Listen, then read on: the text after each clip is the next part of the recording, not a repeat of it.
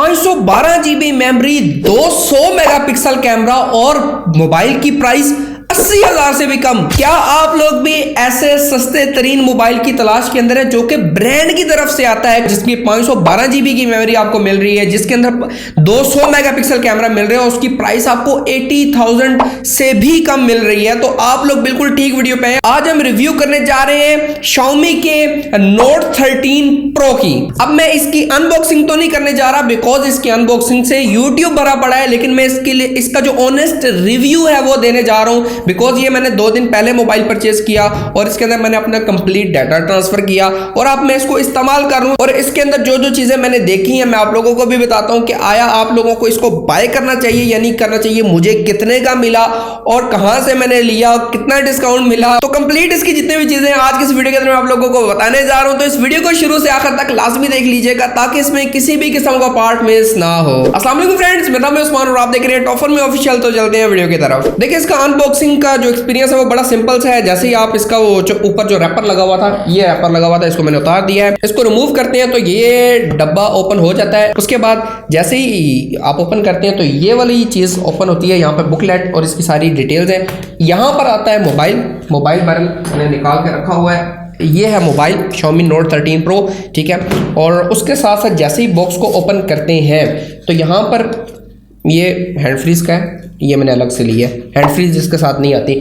यहाँ पर आप लोगों को जो इसका चार्जर की केबल है वो मिल जाती है। यहाँ पर आप लोगों को इसका चार्जर मिल जाता है। चार्जर जो है बाय द वे 67 वाट का चार्जर है। चार्जर की क्वालिटी तो अच्छी है, चार्जिंग की स्पीड भी अच्छी है, लेकिन अब मोबाइल के हवाले से जो चीज़ें वो मैं आप लोगों को 1 बाय 1 बता देता हूँ। इसके बुकलेट के अंदर जो है पेपर वर्क भी देख लेते हैं क्या क्या चीज़ें हैं। यहाँ पर सिम इजेक्टर टूल यहाँ पर मिल जाएगा। उसके साथ साथ जो है यहाँ पर बहुत सारी चीज़ें मिल जाएंगी आपको। एक बैक कवर मिल जाएगा जो कि शॉपर के अंदर नहीं होता। ये तो मैंने इसका बैक कवर लिया और उसके साथ जो है मैंने इसको इस्तेमाल किया। ये मैंने आपको खोल के दिखा देता हूँ और इसके ऊपर लगा के भी दिखा देता हूँ कि नॉर्मल मोबाइल आपको ऐसा नज़र आएगा, ठीक है। और मैंने वही कलर लिया जो कि बॉक्स के ऊपर बना हुआ था, फॉरेस्ट ग्रीन, क्योंकि ये कलर डब्बे के ऊपर भी खूबसूरत नज़र आ रहा था तो मैंने यही लेना पसंद किया।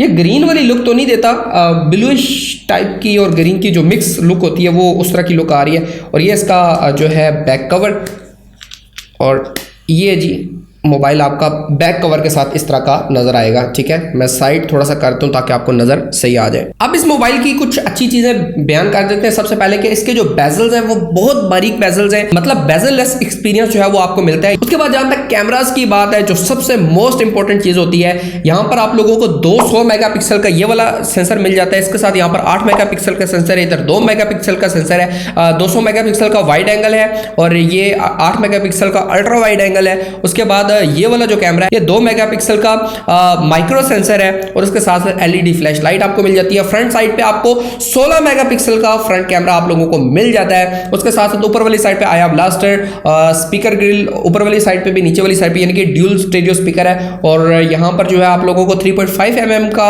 हेडफोन जैक मिल जाता है। नॉइस कैंसिलेशन का जो माइक है वो भी यहाँ पर आप लोगों को नजर आ जाएगा। नीचे वाली साइड पे टाइप सी और साथ में स्पीकर ग्रिल और साथ ही माइक्रोफोन का जो है आप लोगों को ऑप्शन यहाँ पर नजर आ जाता है। उसके साथ साथ इसकी साइड के ऊपर जाए, राइट हैंड वाली साइड, तो यहाँ पर आप लोगों को पावर की और वॉल्यूम अप डाउन के कीज आप लोगों को मिल जाएंगे। जबकि इसका जो फिंगरप्रिंट सेंसर है वो इन डिस्प्ले और वो बहुत ज्यादा स्पीड वाला है, ठीक है। जैसे मैं यहाँ पे क्लिक करता हूँ तो ये फौरन अनलॉक हो जाता है। इस हवाले से इश्यूज नहीं आते। जो इश्यूज आते हैं वो भी मैं आप लोगों को बता देता हूँ। सबसे पहले तो जो कैमरा टेस्ट है वो हमने किया है आउटडोर का, और यहाँ पर आप लोगों के सामने पिक्चर्स चल रही होंगी। जो कि वाइड एंगल से मैंने पिक्चर लिया वो यहाँ पर चल रही है, फिर अल्ट्रा वाइड एंगल से जो है वो पिक्चर ली है वो भी यहाँ पर चल रही है। उसके बाद पोर्ट्रेट मोड के अंदर जो है पिक्चर्स ली हैं वो भी यहाँ पर आप लोगों के सामने चल रही होंगी विदाउट एडिटिंग। ये सारी चीजें चल रही हैं यहाँ पर। उसके साथ साथ यहाँ पर ये वीडियो क्वालिटी जो है वो मैं यहाँ पर लगा देता हूँ कि अगर आप इसको व्लॉगिंग के लिए इस्तेमाल करना चाहते हैं, अगर इसको नॉर्मल यूज के लिए इस्तेमाल करना चाहते हैं तो ये कैसा कैमरा आप लोगों के लिए रहेगा, सूटेबल है आया या नहीं सूटेबल, वो यहाँ पर आप लोग चेक कर सकते हैं। ये 1080 से ऊपर नहीं जाता, 2K या 4K के अंदर वीडियोज रिकॉर्ड नहीं करता। ये शायद नेक्स्ट अपडेट के अंदर वो कर दें, लेकिन अभी तक यहाँ पर नहीं है। और बाय द वे ये Android 13 के साथ आया था, बाद में इसकी अपडेट मैंने की। अपडेट के बाद ये Android 14 के अंदर जो है वो स्विच हो चुका है। तो अब जो है ये Android 14 के अंदर है। और यहाँ पर जो कैमरा है वो कैमरा बहुत सारी जगहों पे स्ट्रगल करता हुआ नजर आया, मतलब अड़ के वीडियो बना रहा था। आई डोंट नो ऐसा क्यों हो रहा है, तो वो भी यहाँ पर आप लोग देख सकते हैं। और कैमरा देख लें उसके बाद मिलते हैं। ये 1080p 60 fps के ऊपर ये रिकॉर्ड हो रहा है और आउटडोर रिजल्ट है इसका। 1080p 60 fps पे इसमें OIS जो है वो इनेबल होता है। तो लेकिन इसमें कुछ इश्यूज़ भी हैं, जैसे ये थोड़ा सा स्ट्रगल कर रहा है कैमरा इस टाइम के ऊपर। आई डोंट नो ये क्यों इशू कर रहा है, इसको शायद वो अपडेट वगैरह में फ़िक्स कर दें, लेकिन अभी ये इशू कर रहा है। और ये इसी का माइक यूज़ हो रहा है, मैंने एक्सटर्नल माइक नहीं लगाया हुआ, और पीछे वो बाइक भी चल रहा है, उसका शोर भी बीच में आ रहा होगा। और ये जो है 1080p 30 fps पे है, और इसका रिज़ल्ट भी आप लोग चेक कर सकते हैं यहाँ पर 1080p 30 fps। अगर आप लोग इसको व्लॉगिंग के लिए इस्तेमाल करते हैं तो यहाँ पर आप लोग रिज़ल्ट चेक कर सकते हैं। सामने धूप सूरज जो है वो डायरेक्ट पड़ रहा है, और ये जो मैं आ गया हूँ छाँव के अंदर, और यहाँ पर भी आप लोग रिज़ल्ट चेक कर सकते हैं। ये अल्ट्रा वाइड एंगल जो इसका 8 मेगापिक्सल का कैमरा वो इस्तेमाल हो रहा है। अगर आप व्लॉगिंग के लिए इस्तेमाल करते हैं तो आप लोगों को डेफिनेटली अल्ट्रा वाइड एंगल ही इस्तेमाल करना पड़ेगा। और ये जो इसका अपना माइक है उसी को इस्तेमाल कर रहा हूँ, कोई एक्सटर्नल माइक इस्तेमाल नहीं कर रहा, और कोई गिम्बल के ऊपर मोबाइल नहीं लगा हुआ, मैंने अपने हाथ के अंदर पकड़ा हुआ है सिंपली। ठीक है, अभी मैं आ जाता हूँ इसका जो नॉर्मल वाइड एंगल लेंस है, जो 200 मेगापिक्सल वाला सेंसर है, उसको इस्तेमाल करके चेक कर लेता हूँ कि उसका रिज़ल्ट कैसा आता है। यहाँ पर आ गया जी 200 मेगापिक्सल वाला जो यहाँ पर सेंसर लगाया गया है उसका रिज़ल्ट, और ये भी आउटडोर के ऊपर आप लोग चेक कर सकते हैं। यहाँ पर आप लोग रिज़ल्ट चेक कर सकते हैं। व्लॉगिंग के लिए अगर आप इस्तेमाल कर सकते हैं। कितना जूम है ये तो एडिटिंग के अंदर ही मुझे पता चलेगा, अभी तो सिर्फ रिकॉर्ड कर रहा हूँ। तो आप लोग अंदाज़ा लगा सकते हैं कि अगर आप इसको व्लॉगिंग के लिए इस्तेमाल करते हैं तो कैसा रिजल्ट रहेगा। ये आप लोग चेक कर सकते हैं 1080p 30 fps पे फ्रंट कैमरा जो है 16 मेगापिक्सल का वो इस्तेमाल किया जा रहा है, और इसमें आप लोग रिज़ल्ट चेक कर सकते हैं कि आउटडोर रिज़ल्ट कैसा है। और यहाँ पर अगर सूरज की रोशनी, ये सामने सूरज की रोशनी नज़र आ रही होगी, तो उस पर भी लाइट का ज़्यादा इशू नहीं है यहाँ पर। ठीक है, वरना नॉर्मली जब सूरज की लाइट बैक से पड़ रही होती है तो बिल्कुल वो आपको डार्क ब्लैक कर देता है, तो वो चीज़ यहाँ पर कम देखने को मिलती है। वरना नॉर्मली जो इन्फिनिक्स टेक्नो के कैमराज़ हैं उनके अंदर बहुत ज़्यादा इशू रहता है। तो ये 1080p 30 fps के ऊपर फ्रंट कैमरा से रिकॉर्ड किया जा रहा है 16 मेगापिक्सल। यहाँ पर ये 1080p 60 fps के ऊपर रिकॉर्ड किया जा रहा है फ्रंट कैमरा से, और आप लोग चेक कर सकते हैं 16 मेगापिक्सल कैमरा। और बैकग्राउंड पे हमारे भाई हैं वो भी आ रहे होंगे, उसका भी आप अंदाज़ा लगा सकते हैं कि अगर बैकग्राउंड पे आप कोई ऑब्जेक्ट दिखाते हैं तो उसका रिज़ल्ट यहाँ पर कैसा आएगा। और ये यहाँ पर असल में लाइट इधर पड़ रही है, ये बैक साइड पे, और यहाँ पर जो है वो साया है, मतलब इस घर का साया पड़ रहा है, तो उससे अंदाज़ा लगा लें आप। अब इसकी जो रैम है यहाँ पर वो 12 GB की रैम है, और साथ ही साथ 512 GB की स्टोरेज आप लोगों को मिल जाएगी। ये 512 GB वाला वेरिएंट है, जिसकी कीमत मार्केट प्राइस जो है वो 85,000 मिल जाती है, इनके 84,999 1 रुपये यानी कि डिस्काउंट है 85,000 के अंदर। उसके साथ साथ यहाँ पर जो डिस्काउंटेड प्राइस मिल जाती है वो तकरीबन आपको मार्केट से 80,000 79,000 का मिल जाएगा, लेकिन मुझे ये मोबाइल पड़ा है तकरीबन 77,000 और 500 या 600 इतने का मिला है। साथ में मुझे गिफ्ट भी मिला है, गिफ्ट में आपको दिखाता हूँ, लेकिन वो गिफ्ट मोबाइल की तरफ से नहीं मिला, वो दुकान वालों ने अपनी तरफ से दिया है। जो शॉप का एड्रेस है जहाँ से मैंने ये परचेज किया है वो साजिद इलेक्ट्रॉनिक्स है, जो कि इंपीरियल मार्केट राजा बाजार में इंपीरियल मार्केट के साथ बट मार्केट है, और बट मार्केट के सेकंड फ्लोर यानी कि तीसरी मंजिल के ऊपर साजिद इलेक्ट्रॉनिक्स की बहुत बड़ी शॉप है, होलसेल डीलर है, वहाँ से मैंने मोबाइल लिया। अगर आप वहाँ से परचेज करते हैं और मेरा बताते हैं कि भाई उस्मान भाई की वीडियो देख के हम यहाँ पर आए हैं, तो हो सकता है आपको वो अच्छा डिस्काउंट दे भी दें। अब यहाँ पर सिम सिचुएशन की बात कर लेते हैं। यहाँ पर आप लोगों को सिम सिचुएशन में क्या क्या चीज़ें मिल जाती हैं, और सिम मेरी गिर गई है निकालते निकालते। अच्छा, यहाँ पर आप लोगों को 2 सिमें डाल सकते हैं, या फिर 1 सिम और 1 मेमोरी कार्ड डाल सकते हैं, यानी कि फुल फ्लैश सिम ट्रे नहीं है। यहाँ पर आप लोगों को या तो 2 सिमें डाल सकते हैं या 1 सिम और 1 मेमोरी कार्ड मतलब यूज कर सकते हैं यहाँ पर आप लोग। बैटरी की जहां तक बात है तो ये 5000 mAh बैटरी के साथ आता है, जिसको अगर मैं 67 वॉट के चार्जर के साथ करूँ तकरीबन 1 घंटे के करीब करीब ये मोबाइल को चार्ज करता है। और साथ ही साथ इसकी जो बैटरी टाइमिंग है वो कभी बहुत अच्छा टाइम दे जाती है और कभी थोड़ा सा कम टाइम दे। अब ये थोड़ा सा इशू रहेगा, मुझे नहीं पता कि क्यों इशू है, अपडेट के अंदर फिक्स करते हैं या कैसे क्यों इशू आ रहा है कि पहले जो 10% होती है वो कभी कभार बहुत जल्दी ख़त्म हो जाती है, कभी जो है वो पहले 10% बहुत ज़्यादा तकरीबन घंटा 1.5 घंटा 2 घंटे इस्तेमाल करने के बाद कहीं जाकर ख़त्म होती है। तो ये एक इशू इसके अंदर मैंने फेस किया है। और उसके बाद कैमरा जो स्ट्रगल कर रहा था वो इशू फेस किया है। थर्ड इशू ये है कि 12 GB रैम है और प्लस 12 GB एक्सटेंडेबल है। जब मैंने इसको अनबॉक्स करने के बाद ओपन किया तो ओपन करते ही यहाँ पर कि 12 GB रैम है प्लस 4 GB एक्सटेंडेबल हुई थी। क्यों एक्सटेंडेबल है भाई? जिसने करना हो वो खुद कर लेगा, इसको क्यों आप 16 GB बनाकर भेज रहे हैं? 12 GB है ना,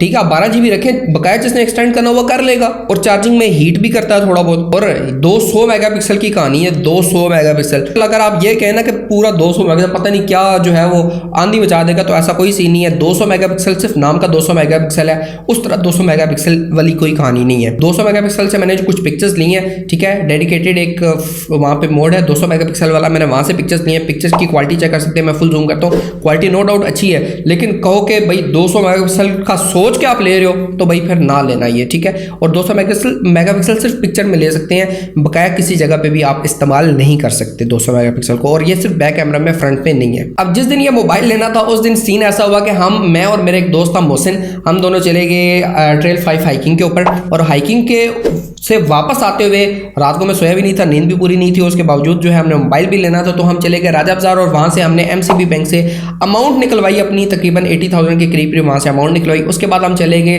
राजा बाजार, जो शॉप है साजिद इलेक्ट्रॉनिक्स, वहाँ से हमने ये मोबाइल परचेज़ किया, और मोबाइल परचेज़ करते हुए उन्होंने हमें गिफ्ट भी दिया। गिफ्ट के साथ साथ उन्होंने हमें जो है ये मोबाइल भी अच्छा खासा डिस्काउंट दिया, और सिंपली हमने अमाउंट दी, मोबाइल लिया। उसके बाद हम साथ ही एक और शॉप है वहाँ पर गए, उसका ग्लास प्रोटेक्टर लगवाया, बैक शीट लगवाई ताकि इसके ऊपर स्क्रैचेस ना पड़े, और ग्लास प्रोटेक्टर जो है वो इस वजह से लगाया था कि गिरने से ये टूटे वगैरह ना, अपनी सेफ्टी कंप्लीट की। उसके बाद जो है हम अपने घर की तरफ आए, और अभी मैं रिव्यू बना रहा हूँ आपके लिए। और फिर जो एक बहुत बड़ा मसला है, अभी मैंने बैकअप लिया, इसका सारी चीज़ें कंप्लीट की, तो जब ये मोबाइल फुल फ्लैश चलने के काबिल हुआ, मेरा पुराने मोबाइल से सारा डाटा इधर किया, तो उसके बाद जो है मैं पिक्चर्स को डिलीट करूँ, बहुत सारी पिक्चर्स एक्स्ट्रा डबल आ गई थी, मैं डिलीट कर रहा हूँ तो कई दफ़ा ऐसा 500 पिक्चर्स हैं और मुझे 5-5 मिनट वेट करना पड़ रहा है। मैं डिलीट के बटन पे क्लिक किया और वेट करते रहो, वो आहिस्ता आहिस्ता आहिस्ता आहिस्ता डिलीट कर रहा है। तो ये मतलब कुछ इस तरह के छोटे मोटे बहुत सारे इशूज़ रहे हैं, बहुत सारे बग्स हैं इसके अंदर, ठीक है, जिनको रिजॉल्व करना चाहिए इन्हें। फिर मैंने डायल ट्यून जो है वो लगाई है, व्हाट्सएप के ऊपर एक डायल ट्यून लगाई है अलग से, ठीक है, जो नॉर्मल ट्यून से उससे डिफरेंट करके मैंने लगाई है। अब जब भी कॉल आती थी तो वो एक दफ़ा डायल ट्यून बजती थी, उसके बाद टन टन टन इस तरह की वॉइस आती थी, वो वाली जो डायल ट्यून लगाई है वो नहीं लगती थी। उसके बाद मैं दोबारा डायल ट्यून वाले सेक्शन में आके दोबारा वही डायल ट्यून सेलेक्ट करके अप्लाई पे क्लिक करता था, तो फिर एक दफ़ा बजती थी, उसके बाद दोबारा फिर मसला करना शुरू कर देता था। ये पहले 1 दिन 2 दिन इसने ये मसला किया, उसके बाद अब वो मसला नहीं आ रहा, ये अपडेट के बाद मसले आए हैं, अपडेट से पहले तो मैंने इसको चलाया ही नहीं है इतना। अब इस तरह के छोटे छोटे बग्स हैं, ठीक है, कभी वो ठीक चल रहे होते हैं, कभी कभार इशू कर रहे होते हैं। तो शामी वालों को चाहिए, ठीक है, जितना ये महंगा उन्होंने मोबाइल बनाया, जितनी उन्होंने चीज़ें बयान की हैं, चलो उतनी अगर नहीं भी थी तो उसका सॉफ्टवेयर एक्सपीरियंस तो बेहतर करें ना। अगर वो चीज़ें उस तरीके से मज़ा नहीं कर रही तो सॉफ्टवेयर के हिसाब से बंदा सेटिस्फाई रहे कि भाई उस हवाले से कोई इशू नहीं है। तो सॉफ्टवेयर में मुझे चस नहीं है। इससे पहले मैं ओप्पो का इस्तेमाल कर रहा था, भाई ओप्पो और शाओमी में ज़्यादा फ़र्क नहीं है, ठीक है, अच्छे मोबाइल हैं दोनों कंपनीज़ के, और लेकिन ओप्पो से जब मैं इसमें स्विच हुआ तो मेरे लिए बड़ा मुश्किल हुआ इस मोबाइल के ऊपर स्विच होना, ठीक है। अब यहाँ से मैं ओप्पो में स्विच हूँ तो ईजिली हो जाऊँगा, वो मुझे मतलब मेरा हाथ बैठा हुआ है, चलने में अच्छा है, यूज़र एक्सपीरियंस अच्छा है, उसका सॉफ्टवेयर बहुत अच्छा है, ठीक है, सॉफ्टवेयर के अंदर बग्स नहीं आते, इसके अंदर छोटे छोटे बग्स हैं, ठीक है, कोई बहुत बड़ा प्रॉब्लम नहीं, लेकिन छोटे छोटी चीज़ों की वजह से जो है ना बंदा फ्रस्ट्रेट हो जाता है, बंदे का दिल नहीं करता मोबाइल इस्तेमाल करने का। तो शामी वालों को चाहिए कि इन मसलों को हल करें, नई अपडेट जब भी दें तो ये जो इश्यूज़ मैंने बयान किए हैं इसको बेहतर करें। यहाँ पर ड्यूल स्टेरियो स्पीकर की जहाँ तक बात है तो जो ऊपर वाला स्पीकर है ये तकरीबन 35 to 40% काम करता है, और ये जो नीचे वाला स्पीकर है ये 60 to 65% जो है काम करता है। तो इस वजह से आपको नीचे वाले स्पीकर के अंदर आवाज़ ज़्यादा मिलेगी, ऊपर वाले स्पीकर के अंदर आवाज़ कम मिलेगी। ये मोस्टली मोबाइल्स के अंदर आजकल यही सीन आ रहा है, बराबर साउंड नहीं है, बैलेंस साउंड नहीं है, ठीक है, तो नीचे ज़्यादा आवाज़ आपको नजर आएगी और ऊपर वाली जो है ना आवाज़ थोड़ी सी कम आपको फील होगी। अब आप कहेंगे कि भाई आपको क्या ही आखिर पड़ी थी ये वाला फ़ोन लेना, जब आप ओप्पो इस्तेमाल कर रहे थे, आप आईफोन ले सकते सारा कुछ। भाई मुझे सिर्फ और सिर्फ जो चीज़ इसकी चाहिए थी ना, मुझे नथिंग, मुझे और कोई चीज़ इसमें नहीं चाहिए थी, मुझे 512 GB मेमोरी चाहिए थी, बिकॉज मेरा पास डाटा बहुत ज़्यादा था वीडियोज़ की फॉर्म में या इस तरह, तो वो जो है ना मोबाइल मेमोरी फुल हो जाती थी। लास्ट जो फ़ोन था वो उसकी 256 GB स्टोरेज थी और वो फुल हो गई थी। उसके बाद मैंने डिसाइड किया कि मुझे ये फ़ोन चाहिए, मुझे नया फ़ोन चाहिए। तो बजट के अंदर अंडर 1 लाख जो है ये वाला फ़ोन नज़र आया। फिर वो उस टाइम पे 90,000 का फ़ोन था और 85 के राउंड ऑफ मिल जाता था, और फिर 85 का हुआ तो अभी आपके सामने मुझे जो डिस्काउंट मिला। तो मुझे जो चीज़ इसकी टारगेट कर रही थी वो इसकी मेमोरी टारगेट कर रही थी, जिसकी वजह से मैंने मोबाइल लिया। और आप लोगों को इसमें क्या चीज़ पसंद आ रही है, मेमोरी पसंद आ रही है, रैम पसंद आ रही है, कैमरा पसंद आ रहा है, क्या चीज़ पसंद आ रही है, ये आप लोग मुझे कमेंट पे बता सकते हैं। और बकाया चीज़ों पे अगर ना भी जाए ना तो जो 2 मेन चीज़ें हैं ना कि इनकी जो एक मेमोरी और दूसरा कैमरा थोड़ा सा बड़ा है, मतलब वो रिजल्ट नहीं है जिस तरह होने चाहिए थे, लेकिन उसके बावजूद भी अच्छा कैमरा इस प्राइस रेंज के अंदर देखा जाए तो ठीक है, अच्छा कैमरा है। तो इस प्राइस रेंज के अंदर कैमरा इसका बेहतर मुझे नज़र आया, और इसके साथ साथ इसकी जो बेहतर चीज़ नज़र आई है वो इसकी मेमोरी 512 GB की नज़र आई है। इस प्राइस रेंज के अंदर पाकिस्तान पूरे में कोई कंपनी भी इतनी ज़्यादा 512 GB मेमोरी वाला मोबाइल नहीं दे रही, ठीक है। जो सिर्फ वाहिद ये वाला फ़ोन है जो हमें ये वाली मेमोरी प्रोवाइड कर रहा है इतने कम प्राइस टैग के अंदर। तो कैसा लगा आपको ये रिव्यू, कैसी लगी आपको ये वीडियो? उम्मीद करता हूँ पसंद आई होगी। अगर आप लोगों को ये वीडियो पसंद आती है तो वीडियो को लाइक कर दीजिएगा, चैनल पर नए तो चैनल को लाजमी से सब्सक्राइब कर दीजिएगा, घंटी के निशान को भी दबा दीजिएगा ताकि कोई भी नई वीडियो अपलोड हो तो उसका नोटिफिकेशन सबसे पहले आप लोगों को मिल सके। तो मिलते हैं नेक्स्ट वीडियो में, तब तक के लिए इजाजत दीजिए। अल्लाह हाफिज़।